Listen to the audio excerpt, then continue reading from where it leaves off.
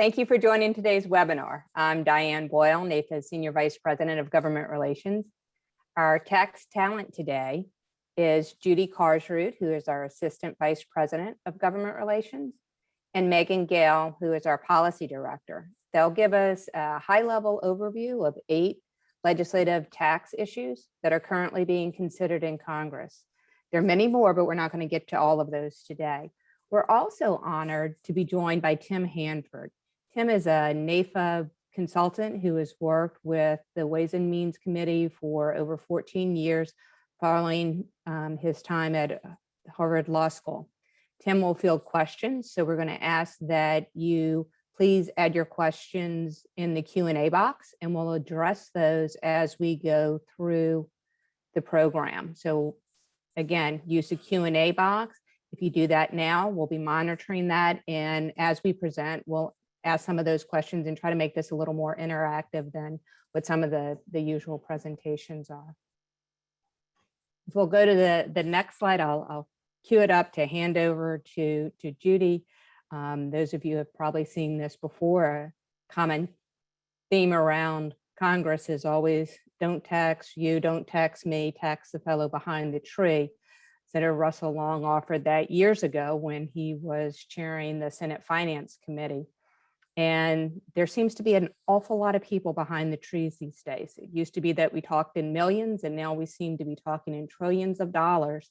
And so, Judy, I'm going to hand things over to you and let you start on the top of the 8 policies that we'll talk today, and then we'll get back to talking a little bit about how we remove ourselves from behind that tree.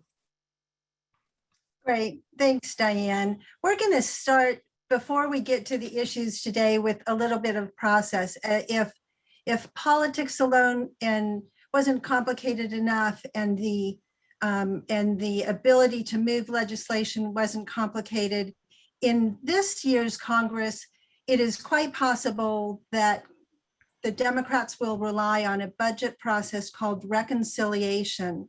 The key to reconciliation, besides what I'm going to show you in a moment, is a bunch of really tricky rules, is that it is not subject to the filibuster rule. In other words, the Democrats would be able to put together a package that can pass with a simple majority. And with the environment in Congress today, with the animosity, the lack of bipartisanship, the 2022 midterms seem to be coming almost immediately. I'm always surprised when the day after the elections, we're talking about the next election. But there is a lot of pressure from some in the Democratic Party to get done what they can do now before the midterm elections, where they could quite conceivably lose the majority in one of the houses. And so if we go to the next slide, we can show a little bit of where the Byrd rule came from. And then if we go one more slide, here are some of the conditions that have to be met, any of which would disqualify. If we could go to slide 5, please, or 6. Then you can see that there are revenue tests that must be met. If the revenue tests or the activity in the committees of jurisdiction don't meet the rules, then the Senate parliamentarian who has authority would not allow the legislation to move forward or would require modifications. And one of, I think, the key ones here is changes to revenue outside the 10-year, usually 10-year budget window. And so we bring this up now because as we're showing you some of these ideas that are being proposed, passing through under reconciliation and with these kinds of tricky rules might make them less viable than they otherwise would be in a just pure ideological process. And so we just caution that process is a significant piece of what is likely to happen here in the next few months of Congress. This being simple majority might be what the Democrats need to get done what is on their agenda. So we're going to do what we think are some top tax issues. We can't cover everything, obviously, and I'm going to caveat one more time. We're doing this at a very high level. We don't have specific proposals on each of these ideas that have been drafted by the tax writers, but we have an idea of where some of this is going, and we're going to start with qualified business income deduction. So Megan, I'm going to turn over the microphone to you. Great, thank you, Judy. So as we start talking about income taxes, and we're going to just start right off the bat with this 199A qualified income, the qualified income tax. So currently, it does allow for certain self-employed and small business owners, including many NAFA members, to qualify for this 20% deduction of qualified business income. This is a new part of the tax rule. It came apart in 2017 under the Tax Cuts and Jobs Act. It applies a lot to pass-through entities. Certain specified service trades are not eligible, but the compensation limits for 2021 do sit right at that 164,000 for single filers and 329 for joint filers.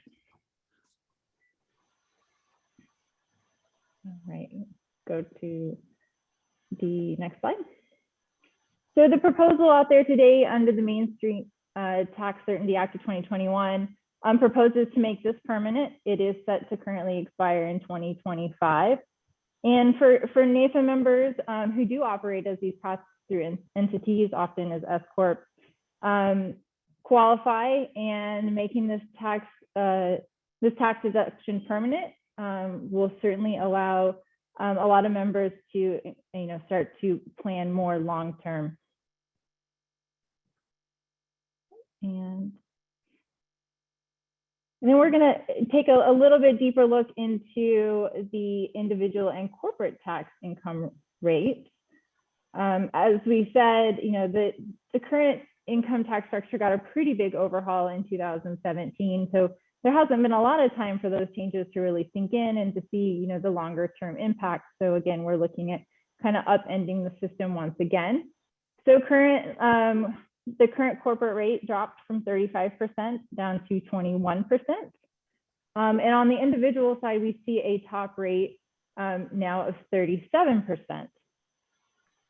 But if we go to next slide. So what we see for the individual proposals under the Biden's American Families Plan would raise this marginal tax income rate to 39.6. And this, if the filing threshold holds, based on what we see for 2021, that would be 452 for single and head of household, and then 509 on joint filers. So this is an important distinction, as President Biden has repeatedly expressed this intent to not raise taxes on those under the 400,000 threshold. So the important distinction here is that this is just an acceleration of the expiration of the reduction that was introduced under the Tax Cuts and Jobs Act. It is currently slated to return to the 39.6% in 2025. But we're also seeing a little bit of movement on this. 39%. This is probably a number that is going to be up for some levels of negotiation as things move through. So, like I said, it is unclear where this threshold will land, but this is we're seeing a lot of discussion around if you're a joint filer and you both make 300,000, does that violate this pledge to not raise on taxes on those making less than 400? So from a planning standpoint, this could be on the individual impact side, there is some possibility for movement on those top brackets. Go to the next slide. So on the corporate proposals, I think this is probably what's getting a little bit more of the press these days, is that the move to increase the corporate tax rate to 28% has pretty much drawn universal opposition from GOP lawmakers. But we're seeing a slight softening of the stance from the Biden administration, with now language more around let's raise it between 25 to 28%. And this also looks like a move to compromise with some of the more centrist Democrats. So again, either way, at 25 to 28%, we're still expected a lower rate than the 35% that we saw prior to 2017. So I think it's a pretty, we're likely to see some sort of raise on the corporate proposals, but again, not going all the way back up to the 35%. To the next slide. And with that, Judy, I'm going to step it over to you for step up in basis. You're muted. I was muted. We knew someone was going to do it. I was hoping it wasn't me first, but there I go. I won that one. And Megan, I would add just a note on those corporate rate increases would have a particularly negative effect on life insurance companies, because in the 2017 tax law, they took some non-technical term hits to some of the tax rules that are applicable to life insurance companies. And if the corporate tax rates go back up, they basically go under on anything. They'll be paying more in taxes than they would have otherwise. And of course, they're working with the tax writing committees now to try and get some sort of dial to that. So if the corporate rates change, they get relief from the hits that they took under the TCJA. So corporate rates ugly anyway, right? But raising them on the life insurance industry, particularly problematic.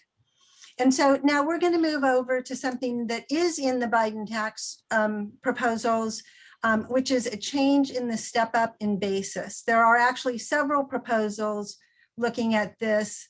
It is, well, I'll show you what some of them are, and then you guys can conclude what the impact will be on you and your clients and planning in general. So if we could go to the next slide.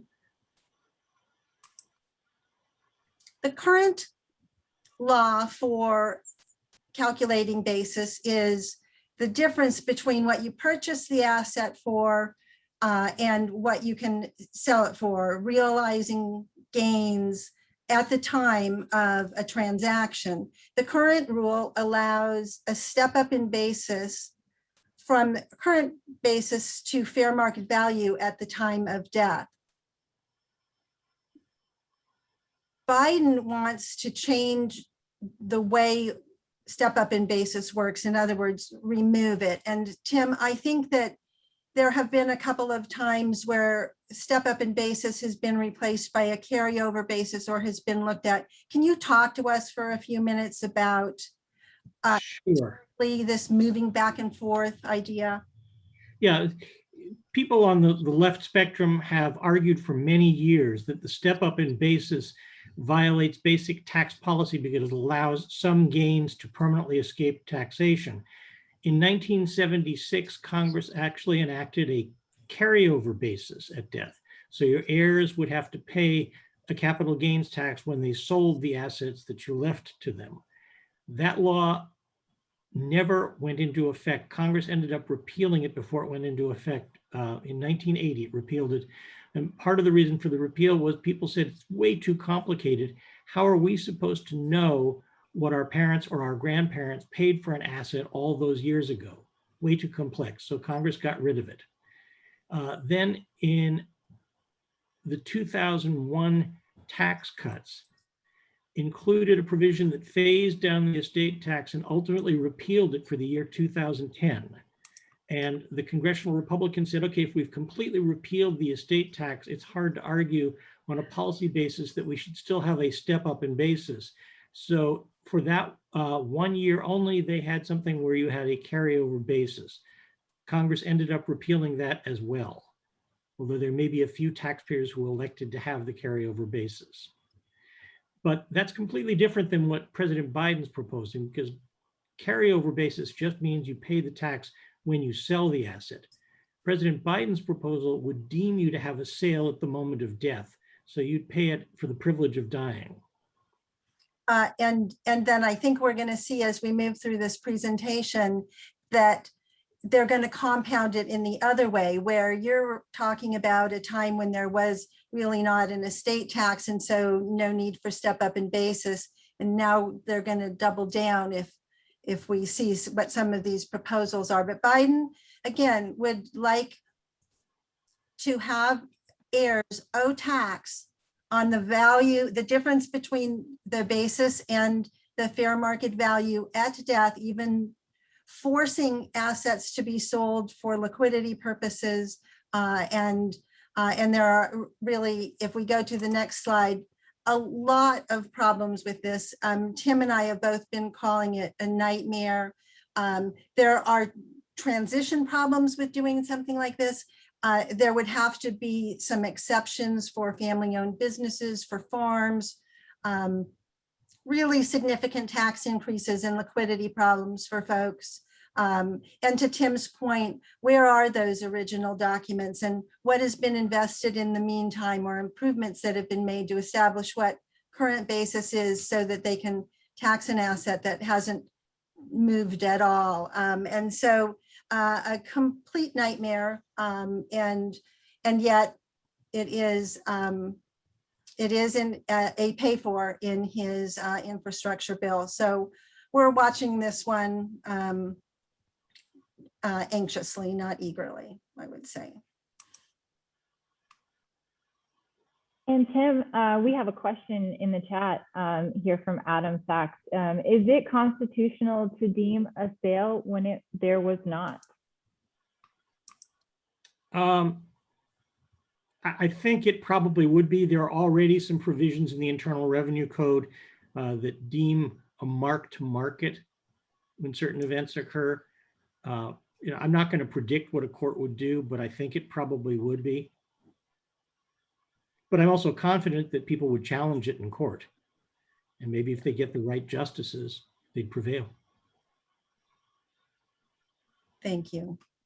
Thank you. And as we leave this ugly idea of foregoing step up in basis, and we move to another Biden idea, which is to change how capital gains are taxed, including how and when.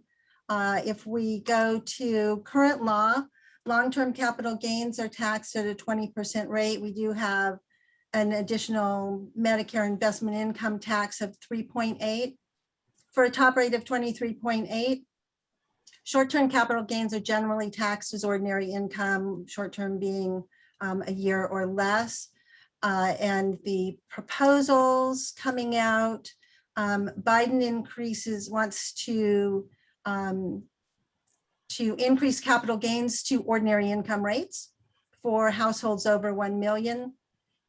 Senator Wyden is very fond of a proposal he's been talking about for a couple of years here that he calls an anti-deferral proposal, an anti-deferral, scares me, proposal that would tax gains annually, even though unrealized, and then, of course, pay capital gains tax at death, which would subject many more families to a death tax. Changing the capital gains rates to ordinary income rates, we would probably see a lot of new behaviors in the securities markets, and I think even impacting what people are investing in and how they're managing their retirement savings account. So changing the cap gains rate from the 20% plus the extra to ordinary income, significant tax increase on a lot of folks. Again, Biden is suggesting that it would only change for households with over 1 million of income. The anti-deferral ideas in general, an idea that you would be taxed on without having the realization, should make life insurance agents' hearts go pitter patter, pitter patter. There's a potentially slippery slope here when we work with products that are tax deferred by nature and taxed that way so that we can maintain and deliver on very long-term promises. Life insurance doesn't look like a regular security index, and we need that deferral to keep the life insurance and annuities in place to pay long-term promised benefits. But if the philosophy is anti-deferral in general, then this becomes an issue for us to watch closely. And you're going to hear us in a few minutes say, this is where we need you. Congress needs to be educated on our products, our services, so that we don't end up, as Tim had said to me the other day, academics shouldn't be writing tax law where we get something that is, academically thought out without understanding the real life implications. So Judy, let me jump in for just a second. yes, please. I want to make clear that this proposed capital gains tax at death, which would be for the upper income people, be a 39.6 plus the 3.8% tax, would apply in addition to the current estate tax, which has rates of up to 40%. And even if there's an offset for one of the taxes against the other, you're looking at a combined tax on larger estates of 65% federal tax. And if the states also decide to impose a capital gains tax at death, you could add another few percent. So you're looking at something that could be fairly confiscatory. A great word. Thank you, Tim. And so now we're going to move away from, we've got so many fun things here in my section, from changing step up in basis to doing away with the capital gains rate and going to ordinary income. And then what about the estate tax? Biden currently does not have an estate tax proposal, but there are several members of Congress who are chomping at the bit to get at something like this. And I'm going to then remind you of the Democrats' desperate need to do something in a way that might use reconciliation rules and that might pass with a simple majority. So currently, very few families pay an estate tax. And that is ideologically a problem for many Democrats. The current law exempts estates under almost $12 million. I think these are this year's numbers. In 2019, 2,570 estates paid any tax at all. That's fewer than 1 out of every 1,000 people, according to IRS data. So current law, these very large exemption amounts, most people are not subject to an estate tax and not required to file an estate tax return. The proposals, however, want to take that exemption and lower it to 5 million or even 3.5 million, and increase the estate tax rates. We have seen this exemption amount in the past. Congressman Van Hollen would exempt the first $1 million on the step up in basis and $500 for personal residence, and then tax the rest, but with installments that arguably takes away some of the liquidity issues, and that there could be an estate tax offset when income taxes are paid. Did we go? Let's see. After Van Hollen, Senator Bernie Sanders has a proposal.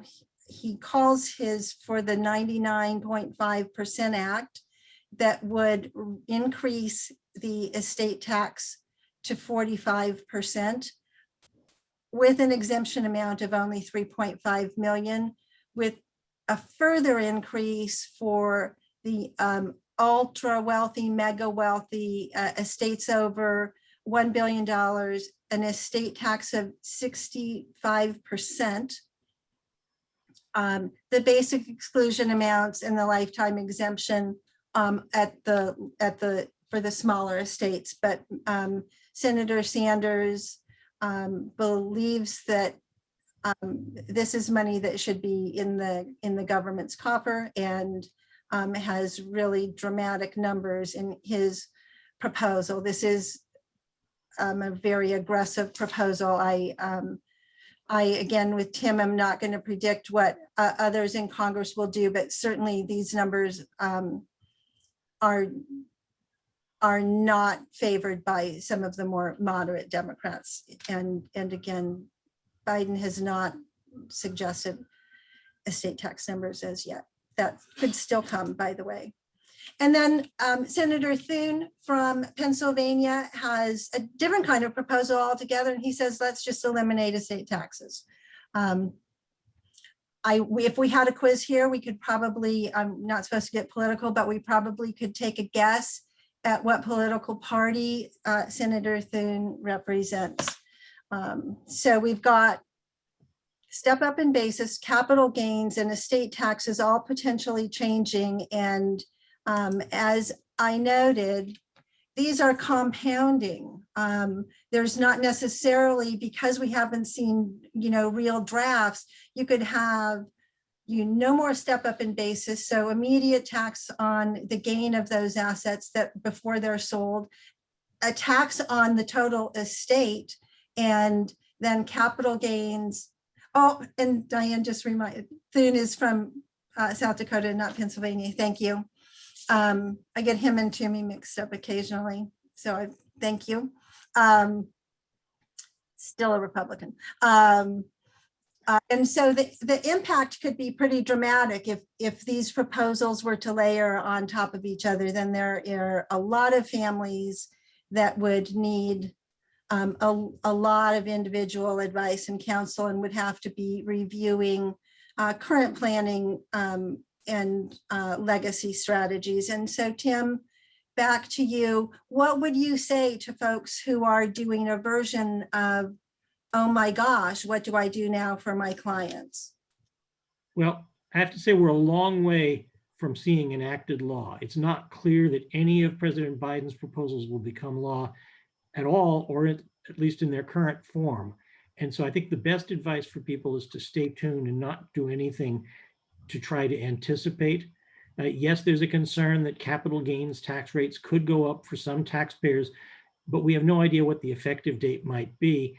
And I'd hate to see people make an irrevocable choice now that harms their interests. Great, thank you. So don't panic. These are ideas. They're not cast in stone and written on the wall, and nothing irrevocable. Got it. So if we could move on to one more subject, and then we're going to turn this microphone back to Megan, I think. Financial transaction tax is another idea that's been talked about in the last few years. The current law on financial transaction taxes, there isn't one, but there are proposals that would impose a charge, a tax like a sales fee on securities transaction or transactions. Representative DeFazio has got a 10 basis point proposal, 50 basis points on securities, 10 basis point on all financial instruments phased in over time. These are taxes that, again, are probably disruptive to the securities markets and people's behavior there. The impact is that there are more costs in investing, more administration, more record keeping, potentially additional costs for folks with assets being held in their retirement accounts. And there is a recent study done by the Center for Capital Markets that shows 65% thinks that it will harm our ability to save for retirement, and 63 say even paying for college will be more difficult with this kind of tax on financial transactions. And so clearly Democrats looking for money, and some of where they're looking impacts the work that you do with your clients. And so we'll be keeping a watch. So I think that what I have been talking about in my little segment of this presentation is all very interesting in oh my goodness kind of way. But Megan is going to talk now about proposals that are even more interesting, if I'm going to use a neutral word. Megan? Interesting is definitely a great word to describe the proposed annual wealth tax. And it's certainly probably no surprise that the leading voices on the Hill calling for, what I think is still fair to call somewhat an extreme wealth tax are Senator Sanders and Senator Elizabeth Warren. So while wealth taxes are not entirely new to the United States, the wealth tax proposed here is unlike anything we've seen in US history. And wealth taxes, are something that's a little bit more common as we, look to especially European countries, but they've seen pretty lackluster results. And many have repealed their wealth taxes. Nobody was talking to my Siri. So wealth taxes have been repealed in recent years due to limited revenue collections, administrative costs, compliance costs, tax avoidance, tax evasion even. And these are countries that you might actually expect to be having a wealth tax right now. Austria, Denmark, Germany, Finland, Iceland, Luxembourg, Ireland, Sweden have all chosen to repeal their wealth taxes. And today the only that remain are Colombia, France, but they recently did a major overhaul to only include real property. Norway, which has temporarily postponed theirs altogether due to COVID, and Spain, which has an exclusion for all of its residents of one of its most popular cities. And then Switzerland has probably the most, if you were to come up with a simplistic or model wealth tax. And there's lots of variance that you see, across all these different models in different countries. And most of them come down to key definitions. And these are what really significantly impact the success or failure of a wealth tax as a revenue generating mechanism. And that's really, what's included in the tax base. Are businesses included? Is real property included? How is that calculated? And so when we start talking about, the estate taxes and financial transaction taxes, this is just another layer. And this would be, an annual tax on the ultra wealthy. So the proposal out there today is the ultra millionaire wealth tax of 2021.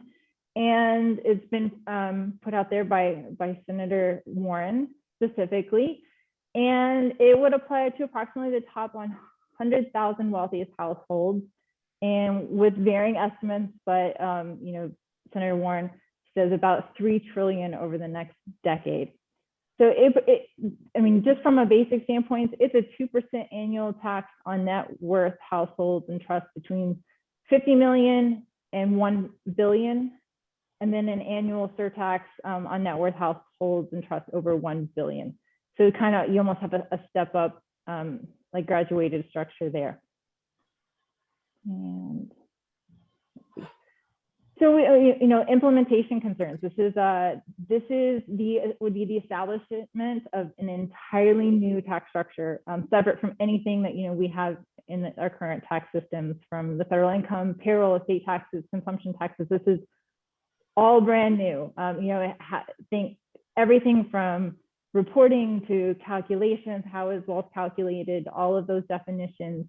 Would just be a very large administrative and compliance lift to implement and maintain, especially since what you're going to see is a sharp increase in tax evasion strategies, both legal and not legal.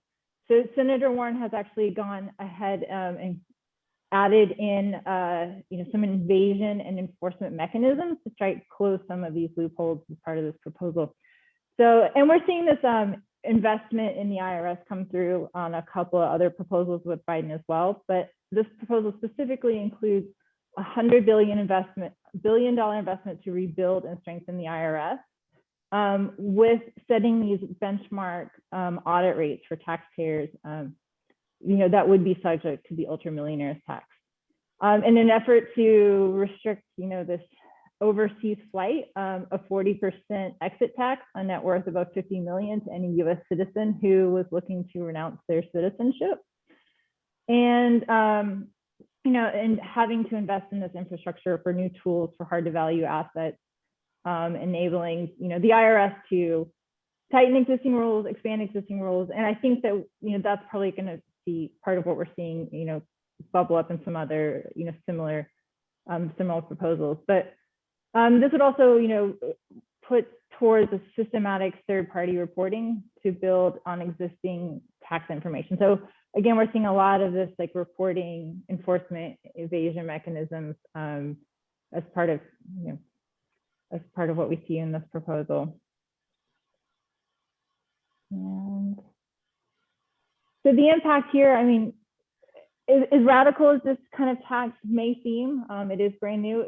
There is actually wider support than a lot of people realize for a wealth tax. Last year, 64% of Americans supported a tax on the ultra wealthy. And I would caution you, don't dismiss this as an entirely partisan issue as well, because in that same poll, 53% of Republicans supported wealth tax as well. So I think that, this is just a little bit more indicative of what we're seeing as, how to, of the efforts to, create at least the perception of a more fair and balanced tax structure. But the Biden administration here is not fully on board with wealth taxes. You see a lot of the commentary coming out very soft, very vague. And, with the existing, so many of these existing, tax proposals that we've talked about up until now, with the Biden administration not fully on board, the path forward is probably going to be a very unlikely one, even under, reconciliation. And we're going to kind of just end it off here with JCT tax expenditures. A lot of what we've been talking about here today, increase in tax is about increase in tax revenues. There's, the American Families Plan and the American Jobs Act coming forth are these, large infrastructure bills. So there's going to be a look out there for how to pay for this, how to offset. And those are important conversations. There's going to be any sort of, bipartisan conversations. And go. So the Joint Committee on Taxation, releases tax expenditures and how much, they cost the government. Any of these are really at risk when Congress starts looking to, pay for Biden's proposals. And I'll just give you, it's always amazing to me how many of these really do affect our industry, our advisors, and our clients. Megan, it may be worth talking a little bit about the concept of a tax expenditure. It's something that was created in the 60s by Professor Stanley Surrey of Harvard. And the idea is that tax deductions and tax breaks that depart from what would be the normal rules are viewed as spending through the Internal Revenue Code. And that's why they're called tax expenditures. There's a philosophical difference in viewpoint. Democrats tend to agree with the tax expenditure concept. Republicans tend to think that people should be entitled to their own money, and that the tax expenditure concept says everything is the government's money. And so when Congress gives you a tax break, it's spending the government's money. That's excellent point. Excellent point. So let's go. When we break out, and we'll show you on the next slide here, is just how many of these top 10 are relevant to NAIFA. And once we break out and categorize these, you see almost 60% of the 4.8 trillion in tax expenditures are relevant to NAIFA.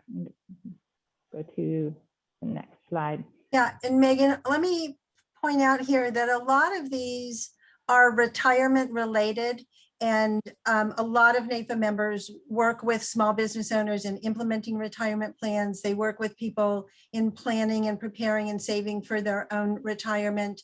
A lot of the plans, of course, allow pre-tax money to go into plans for savings. And this is Tim's point. So that's considered an expenditure because it hasn't been taxed yet. It's the government's giving us a break here apparently, but because there are so many proposals on retirement that are also tax related, NAFA probably will do something once we see the legislation that is moving in the House and probably will move in the Senate, specifically related to the tax expenditures that fall under the retirement category.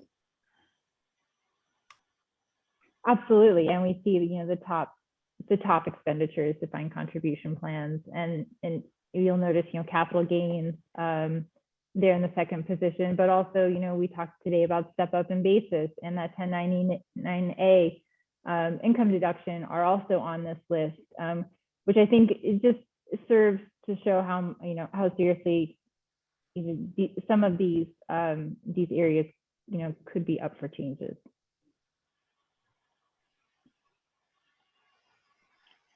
And if we look, you know, there's almost 1.7 trillion specifically, you know, from the insurance industry as well.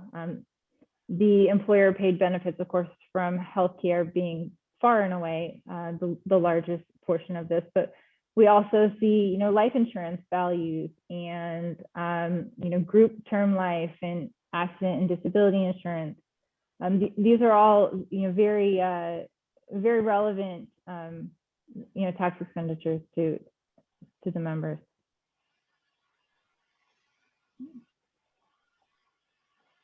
And then, Tim, did you have anything else you wanted to talk about on expenditures? No, I think I covered it. All right. If people have questions, we can talk more. All right. Yep, I think we're there. We are happy to Couple open of questions in the box, Tim, in general about could the step up in basis be eliminated through reconciliation? Another question is, what do the wealthy do with their money when it's inherited? The government seems to think they can spend it better than their heirs do. Do you want to address how we'll know when or what proposals could move under a reconciliation process? And then the big question on whose money is it and how that should be addressed? I guess the first indication will be what we see coming from the Biden administration, perhaps at the end of this month. They'll put out a Treasury Green Book explaining the details of their proposals. And that's when we'll get a better picture of what they're asking Congress for. And we'll start to get a sense of whether that could pass in Congress. Right now, we expect all of the Republicans in Congress to oppose President Biden's proposals. The Democrats have a very slim majority in the House, and they have a majority of only one if you count Vice President Harris in the Senate. So they're going to have to hold together all of the Democrats essentially in both bodies to get any of these ideas through. And there's some doubt as to whether that can happen. Some of the Democrats in the House have said they won't vote for any of this unless Congress also puts back the full deduction for state and local taxes. Others have said they won't vote for it if Congress puts back the full deduction of state and local taxes. Some have said that they need an exemption for family farms and businesses. Senator Manchin has said he won't support the 28% corporate tax rate that President Biden's asking for. He wouldn't go higher than 25. So there are a lot of moving parts, and it's not clear whether the Democrats will be able to cobble together the majority that they need. So we'll get a better picture when things start to move through the House. Speaker Pelosi has said she'd like to move a bill by July 4th, but I think that's optimistic. And the Senate's going to be a little bit later. So keep an eye on things as we move through the summer. That's your first question. That's my first question. The second one's a little broader, just the attitude towards whose money it is. And I think everybody on this call would have a different view, but most people, when you look at polls that say that 64% of the people would support imposing a tax on the wealthy people, that's really saying 64% would support imposing a tax on other people. That's your behind the tree point. And when you ask them to define what wealthy means, that's when the support starts to drop off, because some people would disagree when you say 50 million is wealthy and should be subject to these higher taxes. And of course, this gets complicated if you start compounding any of these proposals. Any one by itself might do the job, but collectively it becomes confiscatory because pretty soon there's nothing left there. It will have all been taxed in one of these formats or another. If this were all to go through, to your point, these are ideas in a Congress that is has the slimmest of majorities, but majority in both chambers and the White House, and so that's why they're getting the attention that they're getting. And I think that it's a pendulum swing to the frustrations from for some from the prior administration. I think that there's just, wanting to get even a little on some of it. And we have one question here that says that a new conversation for us to consider is the role of life insurance for families if they were to be subject to, if they were to lose step up in basis. And I think that is a subject that we can address later too. And with that, I think any closing comments, or we will pass this back to Diane.